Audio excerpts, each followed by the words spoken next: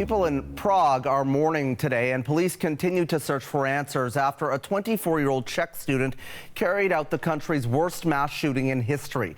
The gunman shot his father dead yesterday before going to Prague's Charles University, where he was a student, and opening fire, killing 14 people and injuring 25 others.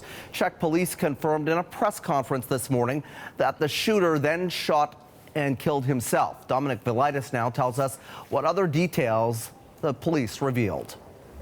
We knew the gunman, a 24-year-old student named as David Kozak, had died. What we didn't know, Travis, was if he was shot and killed by police or if he killed himself. The police this morning confirmed it was the latter, that when they responded to the shooting, he was on the roof of this university building and took his own life after seeing that the police were closing in on him. In terms of the victims, police have said that they have now identified all 14 people who were killed. Meanwhile, the wounded who needed surgery as a result of what happened have now received it and are said to be in a stable condition.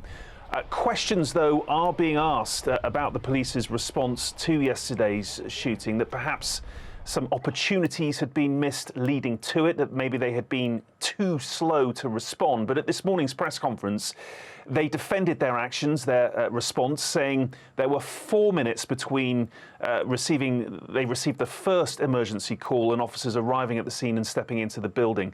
We're still none the wiser, though, regarding motive, what drove the gunman to commit such a heinous crime. That will be a focus of the police's investigation. They did admit this morning, though, that their evidence suggests he was also responsible for the murders of a man and his daughter in a forest not far from Prague last week, and that shortly before he went on the rampage at Charles University, he killed his own father at a separate location. So the police in Prague pursuing several lines of inquiry, still trying to work out what caused this young man to kill so many people. Travis.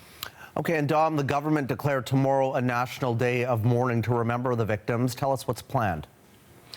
Yeah, that's right. Tomorrow at midday local time, a minute's silence will be observed. Flags on all public buildings will be flown at half-mast, while many sports and cultural events have already been cancelled.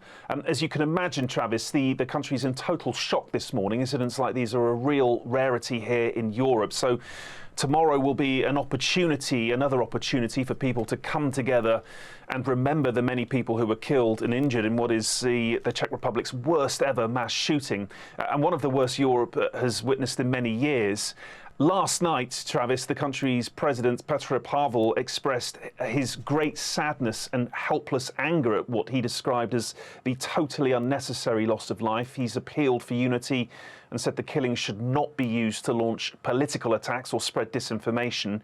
Word, too, from the Czech Prime Minister, Petr Fiala, who described the shooting as a horrendous act that has caused so much pain and sorrow just days before Christmas. Travis.